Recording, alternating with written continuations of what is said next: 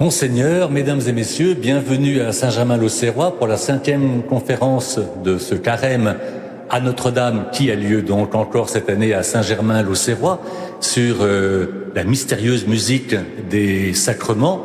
Aujourd'hui, c'est la figure de Huysmans qui va attirer notre attention.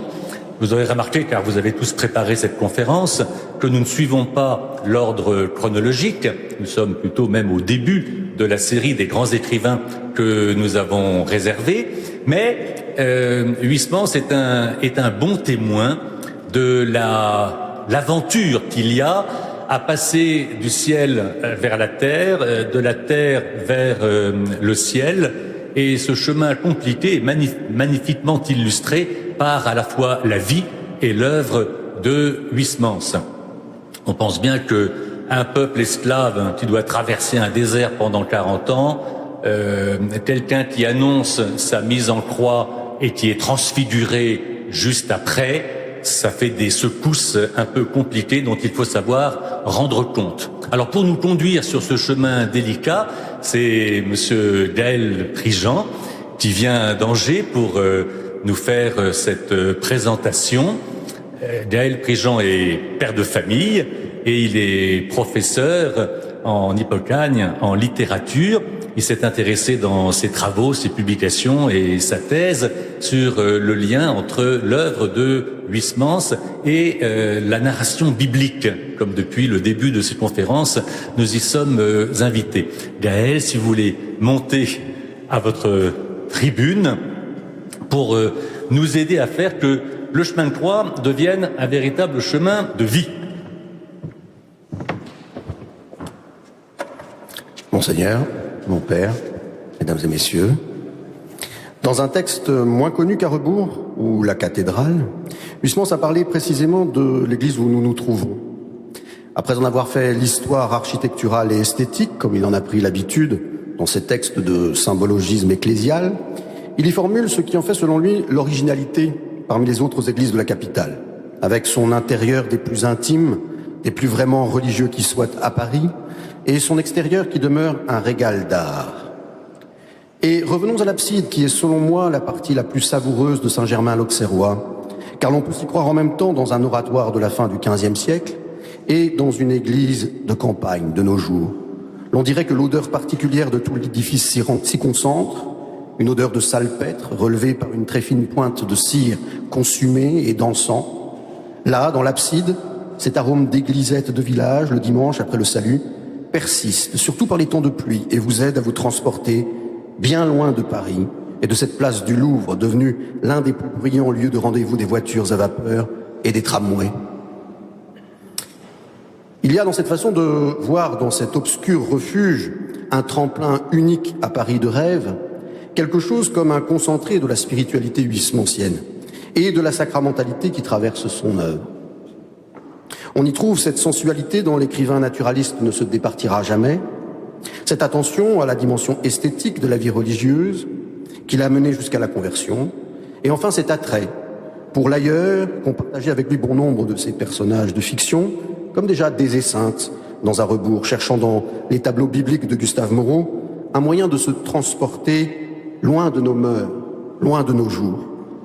Le sens de l'odorat est d'ailleurs l'un de ceux qui trahissent le mieux chez ce sensitif la trame d'une évolution qui l'a mené des vapeurs des bas-fonds à l'odeur de sainteté, de l'intérêt romanesque pour les mauvais encens des magasins de piété, à la réflexion sur le symbolisme des parfums liturgiques. Mais sans doute faut-il néanmoins s'entendre sur cette sacramentalité. Et tout d'abord du fait de l'importance que revêt cet événement considérable que fut pour Huysmans sa conversion en 1892. D'autre part également du fait d'une existence chrétienne, tant spirituelle que littéraire, extrêmement attentive au cheminement de la grâce et à la présence eucharistique, mais peut-être assez étrangère à certains sacrements comme le mariage par exemple. C'est donc à une spiritualité sacramentelle que nous sommes conviés à nous intéresser en lisant les œuvres de Huysmans, qui exigent tout d'abord, pour mieux la cerner, de prêter attention à la manière dont, après une période d'incubation, ainsi qu'il le formule dans sa préface écrite 20 ans après Un rebours, l'explosion de la grâce se fit en lui. C'est en suivant ce fil que l'on sera conduit à analyser aussi la façon dont Huysmans met en scène les voies extraordinaires par lesquelles il est passé lui-même et à mettre en évidence dans son œuvre l'esthétique de l'incarnation. Je vais essayer de ralentir. L'esthétique de l'incarnation qui en est la traduction artistique. La présence des sacrements dans l'œuvre de Huysmans est, pour commencer, presque quantitativement significative. En effet, des 7 sacrements de l'Église, ce sont le baptême et le mariage qui sont le moins souvent évoqués par lui. De même aussi que la confirmation, tandis que les 4 autres ont dans sa vie et son œuvre une place éminente. Cela n'est qu'à fait pour surprendre. Il fait partie de ces célibataires décrits par Jean Bory ou Monterland, de ces endurcis réfractaires à l'institution sociale comme au rite institué par l'Église du mariage. Ces héros sont tous des récalcitrants ou des maris malheureux, si l'on accepte le carré de là-bas. Et nombre de ces récits peuvent se lire comme de véritables mises en scène des misères de la vie conjugale. Huysmans a pourtant connu quelque chose de la vie maritale, lui qui vécut en concubinage avec Anna Meunier, sans jamais toutefois vivre sous le même toit. Peut-être aussi un épisode de sa vie personnelle, vaut-il qu'on le rappelle ici, qui semble, en apparence, ne rien faire d'autre que confirmer cette appréhension toute extérieure du sacrement, et qui pourrait peut-être pourtant être mise aussi au compte de la Providence et de sa façon d'aiguiller l'incrédule qui voudrait croire sur une voie perdue dans la nuit. Huysmans eut en effet, à la fin de la vie de Villiers de l'Isle-Adam, dont il était l'ami, à prendre soin de celui qui vivait sans être marié avec une femme dont il avait un enfant. Il œuvra alors pour convaincre Villiers d'épouser Marie d'Antigne et faire connaître le petit Victor de toutes ses forces. Dans une lettre du 21 avril 1892, racontant les derniers jours de Villiers à l'un de ses amis, Huysmans décrit la manière dont il s'y prit pour que ce mariage finisse par avoir lieu. Malade d'inquiétude, un matin, j'eus l'idée de m'adresser à l'aumônier des frères Saint-Jean-de-Dieu, à un franciscain de la Terre Sainte, le révérend Père Sylvestre. C'était un compatissant et doux moine qui avait aidé déjà Barbé d'Aurevilly à mourir. Je lui rappelai la lamentable histoire qu'il connaissait, car Villiers s'était confessé à lui et avait reçu la communion de sa main. Il me répondit simplement « Venez, attendez-moi là, je vais monter lui dire un petit bonjour ». 5 minutes après, il sortait de la chambre, Villiers consentait au mariage immédiat. Ce franciscain, qui célébra le mariage religieux le 14 août 1889 et qui obtint pour Marie d'Antigne de pouvoir passer ses dernières nuits auprès de son mari, chez les frères de Saint-Jean-de-Dieu, sut toucher le cœur de Huysmans. C'est alors que nous pûmes apprécier l'âme de ce prêtre, écrit-il. Sans doute fut-il l'un des premiers membres du clergé à produire sur lui une telle impression. Il ne fut pas le dernier. Quant au baptême, Huysmans n'en parle jamais. Il fut pourtant baptisé le 6 février 1848, le lendemain de sa naissance, en l'église Saint-Séverin. Mais il n'en est que très peu, voire jamais question, ni dans sa correspondance, ni dans son œuvre. Peut-être pourrait-on mentionner ici le baptistère, dont le dandy des Esseintes, dans un rebours, a fait un meuble d'apparat de son cabinet de toilette, comme il a aussi détourné de leur usage sacré d'autres pièces de mobilier liturgique, et notamment ce merveilleux canon d'église aux 3 compartiments séparés où s'exposent 3 poèmes de Baudelaire. On conclurait alors à un intérêt tout extérieur, en même temps que minime pour les sacrements. On souscrirait à l'impression de superbe et de perversité que le Père Léonce de Saint-Paul attribuait à l'auteur de Là-bas. On lui reconnaîtrait peut-être même une inclination à la profanation ou au blasphème qui reviendrait à lui faire 2 fois injure. Ce serait une première fois lui faire injure en ne tenant pas compte de cet événement décisif de la vie de Huysmans, sa conversion de 1892. Celle-ci se place entièrement sous le signe des sacrements, tant dans la vie réelle que dans sa transposition romanesque dans En route. Elle a lieu dans une trappe à Igny, où Huysmans opère une retraite d'1 semaine durant l'été. Terme d'une évolution spirituelle au long cours, ce séjour a été rendu possible par l'abbé Arthur Munier, vicaire de l'église Saint-Thomas d'Aquin, qui avait rencontré Huysmans l'année précédente, lorsque celui-ci vint lui réclamer du chlore pour son âme, et qui se chargea de le mettre en relation avec les bénédictins. Arrivé au monastère le 12 juillet, ce n'est que 2 jours plus tard que l'écrivain renoue avec les sacrements, ainsi qu'il le raconte à son ami prêtre dans une lettre. Cher monsieur l'abbé, j'ai passé par le plus dur moment de ma vie, la confession. C'est fait, je suis liquidé.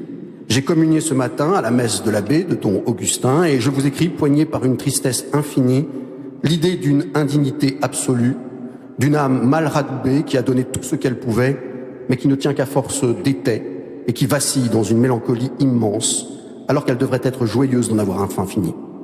Le Davier m'a fait mal, enfin c'est fait.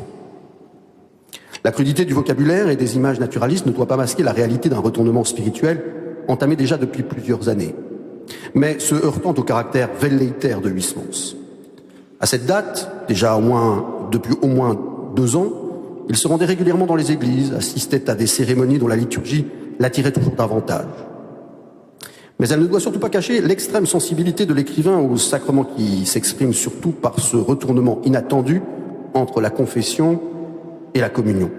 L'abbé Munier le dit de manière sans doute assez juste dans son journal. À la chapelle, il a senti des effluves se dégager et l'envelopper. L'absolution lui fit l'effet du vent qui soulève. La communion lui a produit moins d'impression.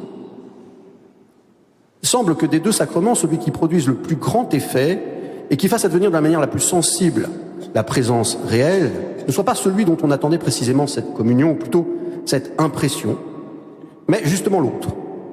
Et cette impression doit moins être comprise en son sens psychologique et décadent qu'en son sens premier, non pas l'action d'un objet sur la sensibilité en vue de produire une excitation nerveuse, mais bien l'action d'appuyer sur un objet, action d'un corps sur un autre, la trace, l'empreinte laissée par le premier sur le second, par Dieu lui-même sur l'âme de Huysmans. Voilà ce que produit le sacrement. Non pas cependant celui de l'Eucharistie, qui en est le traditionnel moyen, mais de manière inattendue, le sacrement de repentance est précisément le moment de l'absolution, manifestation de l'esprit sous la figure du Spiritus. Tout cela se retrouve dans En route, dont la seconde partie raconte cette expérience, et en particulier dans les chapitres 3 et 4. La conclusion à laquelle y parvient Durtal, le personnage, est bien la même. Il semblait que les 2 sacrements eussent substitué leurs effets l'un à l'autre. Ils avaient manœuvré à rebours sur lui. Le Christ s'était rendu sensible à l'âme avant et non après. Mais les étapes de ce calvaire sont plus détaillées dans le récit romanesque. Pris de court par l'annonce que sa confession aura lieu à 10 heures précises à l'auditoire, Durtal nous est montré au chapitre 2 totalement désemparé, pris entre des consolations déjà données et des doutes qui évolueront bientôt en scrupules. Durtal aurait reçu un coup de maillet sur la tête qu'il n'eût pas été mieux assommé. Tout l'échafaudage, si rapidement exaucé de ses joies, croula. Ce fait étrange avait lieu dans cet élan d'allégresse qui le portait depuis l'aube. Il avait complètement oublié qu'il fallait se confesser. Et il eut un moment d'aberration. Durtal oscille entre la certitude d'un pardon déjà accordé et l'effroi suscité par l'épreuve des aveux, lorsque tout devient incertain et source d'inquiétude, la personne du confesseur, la manière de s'y prendre. Il se laisse alors envahir par les souvenirs et par ce dégoût de soi-même qui marque l'entrée dans sa vie nouvelle, Huysmans s'exposant à travers lui les différents moments de la progression spirituelle tels qu'il les a découverts chez sainte Thérèse d'Avila et saint Jean de la Croix. La honte de ses anciennes débauches s'empare de lui, décrite avec un surcroît voulu de réalisme lorsqu'il s'agit d'évoquer la luxure. Et ce péché se montrait d'abord simiesque et sournois au collège où chacun s'attentait et carriait les autres. Puis c'était toute une jeunesse avide, traînée dans les estaminets, roulée dans les auges, vautrée sur les éviers des filles, et c'était un âge mûr ignoble. Comment raconter cela à ce moine? Ah, je peux ralentir encore si vous voulez. Plus lentement. Trop rapide, très bien. Comment raconter cela à ce moine, se dit Durtal, terrifié par ce souvenir? Comment même s'exprimer pour faire comprendre sans devenir immonde? L'hyperbole naturaliste est partout, dans la peinture des fautes, comme dans le tableau du sacrement. Et cet accablement de soi, qui associe exagération et lucidité, témoigne de la même sincérité que les cris qui parsèment le texte et prennent le ton de la prière. Et il pâlissait à l'idée qu'il allait détailler à un autre homme toutes ses saletés, lui avouer ses pensées les plus secrètes, lui dire ce qu'on n'ose se répéter à soi-même, de peur de se mépriser trop. Il en sua d'angoisse. Puis une nausée de son être, un remords de sa vie le souleva, et il se rendit. Le regret d'avoir si longtemps vécu dans ce cloaque le crucifia. Il pleura longtemps, doutant du pardon, n'osant même plus le solliciter tant il se sentait vil. Enfin, il eut un sursaut. L'heure de l'expiation devait être proche. Sa montre marquait en effet 10 heures moins le quart. À se laminer ainsi, il avait agonisé pendant plus de 2 heures. Sueur d'angoisse, crucifixion, agonie, cette confession qui n'a pas encore eu lieu est déjà pour Durtal une expérience mystique, une imitation du Christ. Elle laisse le personnage exsangue, incapable de se confesser 2 heures plus tard, les mots ne venant pas, s'étranglant dans une nouvelle convulsion de larmes, désespéré de se voir repoussé par celui-là même qu'il avait pourtant envoyé dans cette abbaye. C'est au fond du désespoir que surgit alors enfin la douceur, celle du moine qui lui touche l'épaule de la main et lui parle d'une voix douce pour l'inviter à se confesser le lendemain. Et c'est donc le lendemain que le sacrement de pénitence prend finalement véritablement place dans le récit, au 3e chapitre de la seconde partie d'En route. Et ce dédoublement explique en grande partie la prééminence qui est la sienne dans la perspective huysmansienne. Il équivaut à la vie purgative menée par saint Angèle de Foligno, dont Durtal a emporté des œuvres avec lui et dans lesquelles il se replonge. Le parallèle entre elle et lui est par 2 fois souligné. D'abord lorsqu'il s'agit de choisir entre les œuvres d'Angèle et celles de saint Bonaventure, le personnage de Huysmans optant pour celle qui avait péché, s'était converti, plutôt que pour le saint, toujours demeuré pur, à l'abri des chutes. Pour celle en qui il se reconnaît, puisqu'elle elle aussi avait été une scélérate charnelle, également arrivée de bien loin vers le Seigneur. Ensuite, à la fin du passage, après qu'ont été rapportées ses souffrances, lorsque Durtal tire la leçon de sa relecture. Ils ont en commun une même difficulté au repentir abouti, si l'on en croit Huysmans, qui s'appuie ici sur la vie de saint Angèle par le frère Arnaud. Je le cite. « Soudain, la grâce fermente en elle et lui fait éclater l'âme. Elle va se confesser, n'ose avouer les plus véhéments de ses péchés au prêtre, et elle communie, greffant ainsi le sacrilège sur ses autres fautes. Elle vit, jours et nuits, torturée par le remords, finit par supplier saint François d'Assise de la sauver, et la nuit suivante, le saint lui apparaît. Ma sœur, dit-il, si vous m'aviez appelé plus tôt, je vous aurais exaucé déjà. Le lendemain, elle se rend à l'église, écoute un prêtre qui parle en chair, comprend que c'est à celui-là qu'elle doit s'adresser, et elle s'ouvre pleinement, se confesse entièrement à lui. Et le lendemain, Durtal, lui aussi, se confesse entièrement au prieur, lui avouant tout. Le discours de ce dernier détermine d'ailleurs très largement la suite de notre propos. Entré en convalescence après une conversion miraculeuse au regard de la gravité des fautes, Durtal est, selon le prieur, en danger de rechute et doit s'en prémunir par la prière, la confession et la communion. Mais de ces 3 piliers du traitement préventif qu'il prescrit, c'est le dernier qui l'inquiète. L'on pourrait en effet craindre que dans le cas où vous triompheriez de la chair, le démon ne vous attendît là et qu'il ne s'efforçât de vous éloigner de la communion. Car il sait fort bien que sans ce divin magistère, aucune guérison n'est possible. La Sainte Eucharistie, vous en aurez plus qu'un autre besoin. Vous serez torturé par l'imagination. Elle vous a fait beaucoup pécher et par un juste retour, elle vous fera beaucoup souffrir. Elle sera la porte mal fermée de votre personne et c'est par là que le démon s'introduira et s'épandra en vous. C'est en effet ce qui va se produire. Apprenant au dîner qu'il devait recevoir l'Eucharistie des mains d'un vicaire de passage, un soutanier inconnu, cela lui crève le cœur et le met au supplice.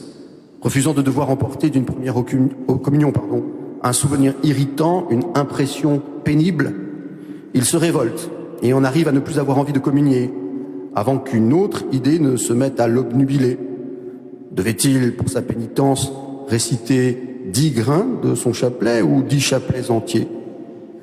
Et c'est harassé par les hésitations et les remords que Durtal en vient épuisé à prêter l'oreille à toutes les tentations insinuées par le plus grand des sophistes, Satan lui-même, avant de s'abandonner à Dieu dans la prière en lui demandant l'impossible. « Ah Seigneur, si j'étais seulement certain que cette communion vous plaise, donnez-moi un signe, montrez-moi que je puisse sans remords m'allier à vous, faites que par impossible demain, ce ne soit pas ce prêtre, mais bien un moine. » Mettant en scène son double, Huysmans explore ici les méandres du cheminement spirituel, ou plutôt pour reprendre la métaphore appliquée à Sainte Thérèse, les régions inconnues de l'âme. Comme l'auteur des Demeures de l'âme, il s'en fait le géographe, s'essayant lui aussi à dresser la carte de ses pôles, marquer les latitudes contemplatives, les terres intérieures du ciel humain, déléguant tantôt ses analyses aux religieux, prêtres ou moines qui le dirigent, et tantôt à son personnage, dont le lecteur peut suivre pas à pas l'évolution de l'intérieur, tout en supposant à bon droit qu'elle restitue celle de l'auteur. Et cela se poursuit évidemment dans En route, mais aussi tout au long de la trilogie engendrée par ce roman, dans La cathédrale, et dans l'Oblat ensuite. Dans En route, le roman de 1895 tout d'abord, car le miracle réclamé par Durtal a lieu. Comme Huysmans finalement communié par don Augustin Marre, Durtal l'est par don Anselme, l'abbé du monastère, celui qui était malade. Ce qui le fait dans un premier temps tomber honteux à genoux et le plonge dans une longue prière. Seigneur, ne vous éloignez point, que votre miséricorde réfrène votre équité, soyez injuste, pardonnez-moi. Accueillez le mendiant de communion, le pauvre d'âme. L'expression toute biblique et presque bloyenne de mendiant de communion résume la position huysmansienne à l'égard du sacrement, balançant sans cesse entre l'élan vers le ciboire que suscite par exemple la vue de deux femmes communiantes à Saint-Séverin et le non sum dignus qui vire à la terreur de communier. Sa réticence, créée par la turpidité de la fosse où Durtal prétend faire descendre le puisatier qu'est le Christ, se heurte à la certitude qu'il est vain d'attendre que la fosse soit vide pour se présenter devant la communion, car le pénitent ne serait alors jamais en état de la recevoir. La conscience de son indignité, formulée par la métaphore récurrente du cloaque, et vue comme une nouvelle souffrance ajoutée à celle du calvaire, s'oppose à la fringale eucharistique sans toutefois l'anéantir. Cette oscillation, qui redouble celle qui opposait une confession d'autant plus efficace qu'elle était douloureuse à une communion d'autant plus redoutée qu'elle semblait aisée, met finalement en place un véritable drame de l'Eucharistie et crée les conditions par lesquelles celle-ci ne peut manquer d'être décevante au regard de l'autre sacrement. Dans En route, ce drame de la communion trouve son dernier acte dans la réitération des sacrements à la fin du séjour de Durtal, et l'on peut alors en venir à l'autre injure faite au romancier et que nous avions laissé jusqu'alors de côté. Cette seconde injure est plus subtile et moins immédiate à déceler. Elle consiste à ne pas mesurer le caractère non seulement extrêmement contradictoire de la personne de Huysmans et des personnages qui en sont les doubles, mais encore la complexité, le mysticisme extraordinaire et paradoxal que cache un certain prosaïsme. Car dans ce drame de l'Eucharistie, Satan joue un grand rôle. Et sans doute, alors, est-ce qu'il faut revenir ici sur le rôle que joua aussi dans son évolution la rédaction de l'Abbat. Ce roman publié en 1891 tisse, dans la même trame romanesque, deux fils narratifs. Le premier raconte l'histoire de Durtal, déjà, écrivain de la fin du XIXe siècle, lancé dans une biographie de Gilles de Rais, et dont le lecteur suit les échanges et les conversations avec ses amis. Le second donne à lire la vie du Désessin du XVe siècle, barbe-bleue légendaire et seigneur de Tiffauges, celui à côté duquel le marquis de Sade n'est qu'un timide bourgeois, un piètre fantaisiste. Et ce que découvre Durtal au fur et à mesure de son enquête sur le baron de Rais, compagnon de Jeanne d'Arc, c'est un satanisme insoupçonné qui aurait motivé crimes sexuels et meurtres d'enfants et visé l'accomplissement du grand œuvre de l'alchimie pour lequel l'aide du diable aurait été requise. De fil en aiguille, de conversation en intromission, il en vient aussi à prendre la mesure de la permanence du satanisme à son époque.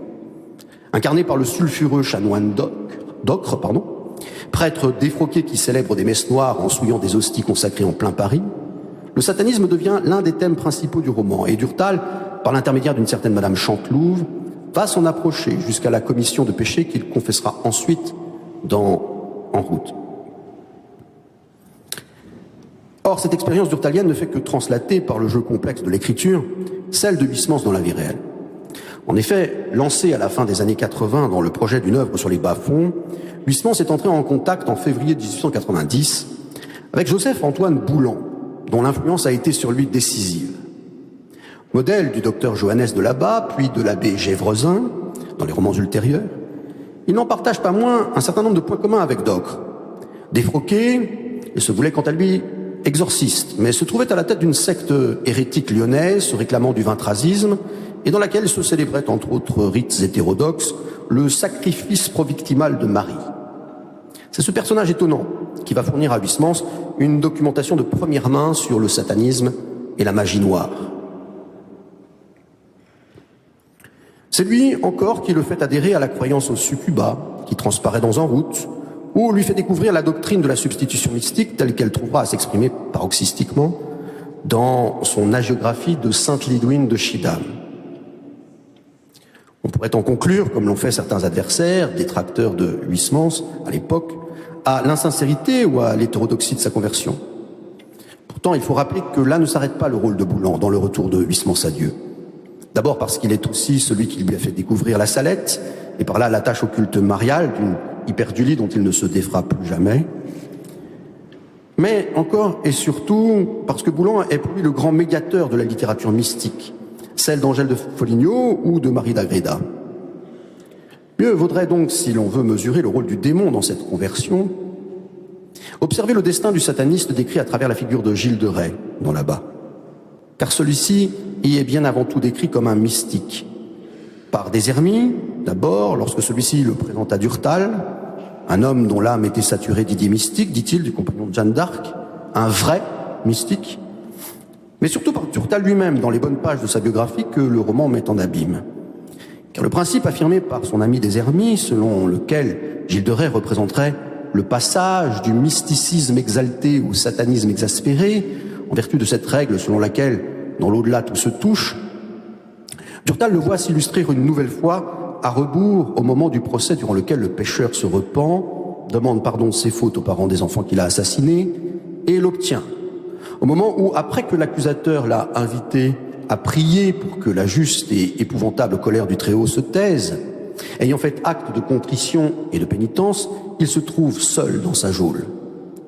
Seul, il s'était ouvert et il avait visité ce cloaque qu'avaient si longtemps alimenté les eaux résiduaires échappées des abattoirs de Tiffauges et de Machecoul. Il avait erré, sangloté sur ses propres rives, désespérant de pouvoir jamais étancher l'amas de ses effrayantes boues. Et foudroyé par la grâce, dans un cri d'horreur et de joie, il s'était subitement renversé l'âme.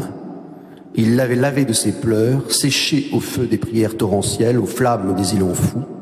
Le boucher de Sodome s'était renié, le compagnon de Jeanne d'Arc avait reparu, le mystique dont l'âme s'essorait jusqu'à Dieu, dans des balbuties d'adoration, dans des flots de larmes. Comment ne pas voir dans ce mystique épris d'absolu et revenu de loin l'image du repentant qu'est Durtal dans En route. C'est cette proximité avec le diable que Huysmans s'appelle les voies extraordinaires de la grâce quand il analyse son propre destin dans la préface à rebours. C'est elle aussi que pointe le père hôtelier de Notre-Dame de Lattre, en reconnaissant dans les tourments de Durtal, après sa communion, l'épreuve d'une nuit obscure et les assauts du démon. Les tentations contre la foi et les souvenances charnelles, la pluie des scrupules et la tempête des doutes avant le coup de foudre de la luxure, finalement, le silence de Dieu. Ah, c'est affreux, je le sais, dit l'hôtelier. Dieu se cache et on a beau l'appeler, il ne vous répond pas, on se croit délaissé et cependant il est près de vous et tandis qu'il s'efface, Satan s'avance. C'est sa voix, celle de Satan, railleuse, qui se fait entendre en Durtal pour remettre en question tous les articles de la foi. C'est elle qui fait surgir la vision du corps de Florence dans la cellule du retraitant. C'est elle qui, de loin en loin, amène Durtal jusqu'au seuil de l'abîme. Malgré la terreur qui le galopait, il se pencha fasciné sur ce trou, et à force de fixer le noir, il distingua des apparences. Dans un jour d'éclipse, dans un air raréfié, il apercevait au fond de soi le panorama de son âme, un crépuscule désert, aux horizons rapprochés de nuit. Et c'était sous cette lumière louche quelque chose comme une lande rasée, comme un marécage comblé de gravats et de cendres. La place des péchés arrachés par le confesseur restait visible, mais, sauf une ivrée de vices sèches qui rampait encore, rien ne poussait.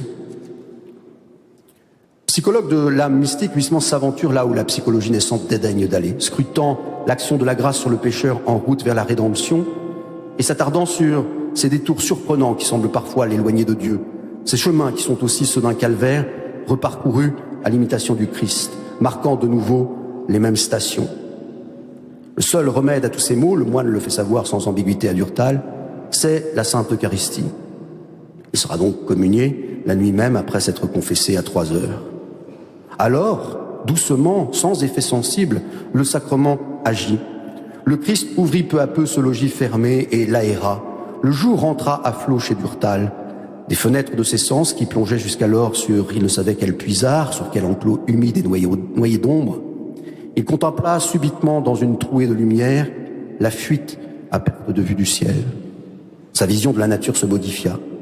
Les arbres bruissaient, tremblants dans un souffle de prière, s'inclinaient devant le Christ qui ne tordait plus ses bras douloureux dans le miroir de l'étang, mais qui étreignait ses os, les éployait contre lui en les bénissant.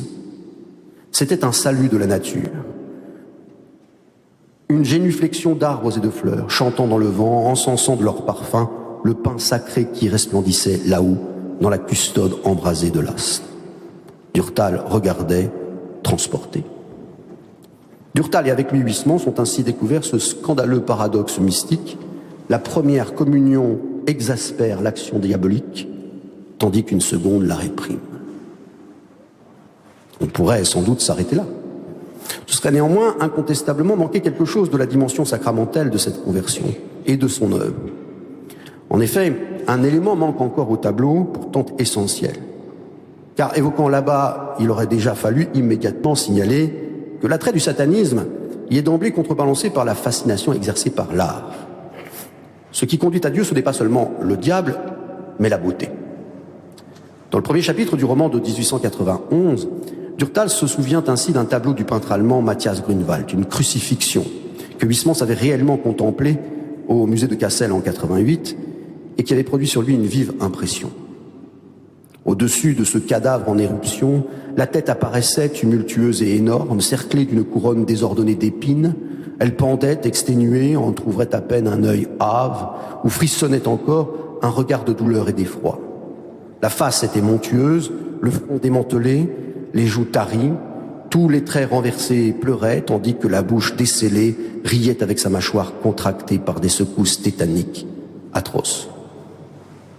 Ce qui le fascine ici, c'est le réalisme de l'observation clinique du corps crucifié, dont on dit que le peintre la fonda sur l'examen de cadavres atteints du mal des ardents, et que l'écrivain essaie de restituer par l'emploi de termes naturalistes. De même que Grünewald, rejetant la représentation esthétisante d'un corps christique, d'où les marques de douleur ont été estompées, Huysmans s'évertue à produire l'hypotypose qui donne à voir le corps de Dieu en soulignant ce qu'il a de plus humain. Ce qu'il trouve chez Grünewald, c'est le modèle d'un artiste qui ne sacrifie rien de la dimension spirituelle au réalisme, sans pour autant renoncer à ce dernier. C'est cela qu'il nommera naturalisme spiritualiste ou naturalisme mystique. Mais ne pourrait-on pas dire aussi sacramentel, c'est-à-dire la peinture n'y acquiert-elle pas une puissance eucharistique dont l'écriture aurait à s'inspirer? Voici encore ce qu'il dit de Grünewald. Certes, jamais le naturalisme ne s'était encore évadé dans des sujets pareils, jamais peintre n'avait brassé de la sorte le charnier divin et si brutalement trempé son pinceau dans les plaques des humeurs et dans les godets sanguinolents des trous. C'était excessif et c'était terrible. Grünewald était le plus forcené des réalistes, mais à regarder ce rédempteur de vadrouille, ce dieu de morgue, cela changeait. De cette tête exulcérée filtraient des lueurs. Une expression surhumaine illuminait l'effervescence des chairs, l'éclampsie des traits. Cette charogne éployée était celle d'un dieu et sans auréole, sans nimbe. Dans le simple accouprement de cette couronne ébouriffée semée de grains rouges par des points de sang, Jésus apparaissait dans sa céleste superessence. C'est cette même idée d'une peinture eucharistique fondée sur une véritable esthétique de l'incarnation qui est aussi formulée dans l'autre texte que Huysmans a consacré à Grünewald, un texte de critique cette fois, dans 3 primitifs. À propos du Christ en gloire du retable d'Isenheim, cette fois, qui donne à voir un Christ transfiguré au sortir du tombeau, Huysmans affirme que Grünewald s'y révèle tel que le peintre le plus audacieux qui ait jamais existé, le premier qui ait tenté d'exprimer, avec la pauvreté des couleurs terrestres, la vision de la divinité mise en suspens sur la croix et revenant visible à l'œil nu au sortir de la tombe. Nous sommes avec lui en pleine halalie mystique, devant un art sommé dans ses retranchements, obligé de s'aventurer dans l'au-delà, plus loin qu'aucun théologien n'aurait pu cette fois lui enjoindre d'aller. La formule à présent fait sens. L'art, comme la bête que les chasseurs ont forcée et cernée, rend visible l'invisible, dans une théophanie dont le modèle est le sacrement eucharistique lui-même. Il n'est pas anodin que Huysmans ait providentiellement fait la découverte de cet art-là dans les années de préparation de l'abat. Cet art qui prit aussi pour lui la forme de la musique et du plein chant, de l'architecture, de la littérature mystique et de la liturgie. Cet art qui était déjà au cœur d'Arrebourg, en un temps où la mystique de l'art ne l'avait pas encore cédé chez lui à l'art mystique, est en effet tout à la fois le complément du satanisme et du boulanisme, qui le mettent également de plein pied avec l'absolu, mais aussi son antidote, comme l'est la communion aux tentations diaboliques. C'est cet art précisément qu'il décrit dans La Cathédrale et dont il va faire le monument. Paru en 1898, ce roman, si c'en est un, est entièrement dévolu à la cathédrale de Chartres. Il peut passer à bien des égards pour un guide de la cathédrale, comme il s'en écrivait alors, et par exemple le guide chartrain de l'abbé Clerval. Mais il en est aussi radicalement différent pour deux raisons. La première tient à la nature encyclopédique et ontologique du projet huysmansien dans cette œuvre. Il s'agit ni plus ni moins que d'y révéler, d'y exposer ce qui est pour lui la clé de lecture de l'ensemble des productions de l'art ecclésial, qu'il appelle symbolisme. Qu'est-ce qu'un symbole? Il en offre plusieurs définitions. Celle de Littré, une figure ou une image employée comme signe d'une autre chose, ou mieux celle du duc de Saint-Victor. Le symbole est la représentation allégorique d'un principe chrétien sous une forme sensible. Il faut entendre par là que le symbole est un signe, mais qui, loin de seulement concrétiser, incarne. Et incarne ce qui est appelé ici principe chrétien, manifeste sous une forme sensible le principe qu'il a engendré. Huysmans s'en donne de multiples exemples. J'en prendrai un seul, l'exégèse de l'architecture extérieure de Notre-Dame de Chartres. Le mot d'exégèse est celui qui convient, puisqu'il s'agit d'y déchiffrer une superposition de symboles, en considérant l'Église comme un livre, et plus précisément de la lire comme le christianisme médiéval la lisait, c'est-à-dire, comme l'a très bien montré Dominique Millet, à propos de Huysmans aussi bien qu'à propos de Claudel, qui avait lu la cathédrale, suivant la méthode allégorique des quatre sens de l'écriture. Ainsi s'explique la métaphore filée qui traverse l'ensemble de l'ouvrage. La cathédrale est lisible. Elle est un palimpseste déchiffrable dont la clé est la symbolique des Écritures. Romane et gothique parce que le roman allégorise l'Ancien Testament comme le gothique le Neuf. Le bâtiment donne donc à voir en des lignes sculptées ou peintes la Bible, la théologie, les vies des saints, les évangiles apocryphes, les légendaires mis à la portée de tous. Mais surtout, comme la Bible, il se lit en démultipliant les strates de signification. Tel statut d'un personnage de l'Ancien Testament renverra d'abord à lui-même, qu'il s'agit d'identifier, mais encore à un personnage du Nouveau dont il est la figure. C'est le cas par exemple de l'Abraham, représenté au porche septentrional, qui figure le Père céleste qui livre son fils, et Isaac qui porte le bois pour allumer son bûcher, comme Jésus porta sa croix, à l'image de ce fils. Tandis que Moïse allégorise le Christ, car la délivrance d'Israël est le prodrome de l'humanité, arraché par le Sauveur aux démons. Et plus encore, tel ou tel élément de l'ensemble prendra une valeur morale figurant tel vice ou telle vertu chrétienne. Le vaisseau chartrain, éternelle image de l'arche de Noé et de cette barque de pierre que Jésus guidait dans les tempêtes, figure l'Église comme corps du Christ, dont elle prend la forme en donnant à sa nef une disposition cruciale. Les tours, les clochers s'envisagent ainsi que les prédicateurs et les prélats, et leurs sommets sont l'analogie de cette perfection que cherchent à atteindre en s'élevant leurs âmes. Mais cette lapidification, cette traduction en pierre des vérités bibliques et morales, prophétiques et anagogiques, ne se réduit pas à un simple accommodatisme. Il est bien au contraire sacramentel. Le plus bel exemple qu'on en trouve dans la cathédrale est aussi celui qui constitue la deuxième raison qui distingue l'œuvre d'un simple guide touristique. Cette seconde raison tient à l'incarnation de la Vierge, si j'ose dire. L'ensemble du roman se conçoit en effet comme une célébration de la Vierge à travers la description de la cathédrale, qui la figure au sens où nous l'avons définie, et finalement comme une prière mariale. Car il ne faut pas s'y tromper, la cathédrale vue par Huysmans n'est pas seulement la réalisation de son rêve de spiritualisation de la chair pécamineuse et opaque, transfigurée en chair mystique et transparente. L'épurement et l'effilement du corps que Huysmans prise chez les peintres flamands, les littérateurs mystiques, n'est pas effacement du corps. Celui de la cathédrale n'est pas désincarné, tout au contraire. Certes, elle apparaît à Huysmans sous les traits d'une blonde aux yeux bleus. Elle se personnifiait en une sorte de fée pâle, en une vierge mince et longue aux grands yeux d'azur ouverts dans les paupières en clarté de ses roses. Mais l'Église réalise par là le programme même de la symbolique religieuse, cette grande science du Moyen-Âge. Ce Moyen-Âge qui savait que sur cette terre tout est signe, tout est figure, que le visible ne vaut que parce qu'il recouvre d'invisible.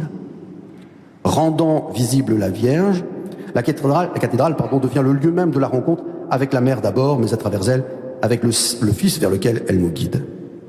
Et n'est-ce pas cela que dit avec émotion la prière finale qui fait l'acmé du roman, sa dernière page?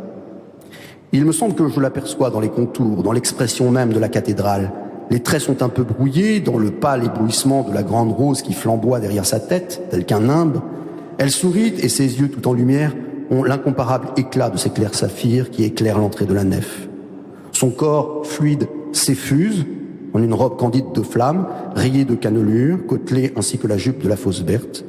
Son visage a une blancheur qui se nacre et la chevelure, comme tissée par un rouet de soleil, vole en des fils d'or. Elle est l'épouse du cantique, pulcra ut luna, electa ut sol. La basilique où elle réside et qui se confond avec elle s'illumine de ses grâces. Voilà ce que Huysmans découvre à travers l'art de la liturgie et qui l'a ramené à la foi. C'est cette Eucharistie esthétique qui le convertit et c'est elle aussi qui, après sa conversion, nourrit sa littérature. Merci.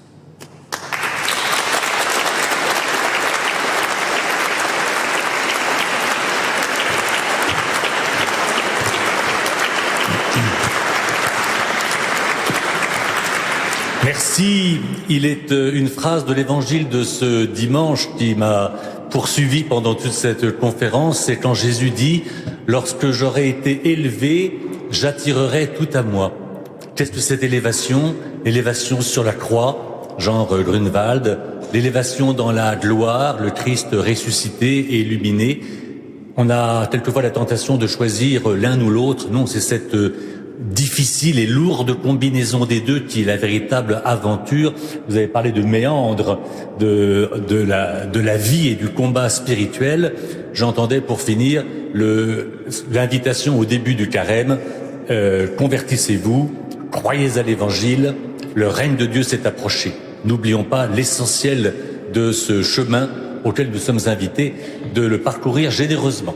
La conférence continue avec M. Léal Prigent dans les salles paroissiales en sortant par le transept nord de l'église et la prière continue dans le sanctuaire avec l'adoration du Saint-Sacrement, la célébration des vêpres et la messe vespérale à 18h30.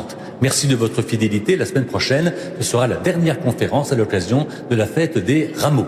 Et le personnage présenté sera Marie-Noël. Merci à vous. Merci beaucoup.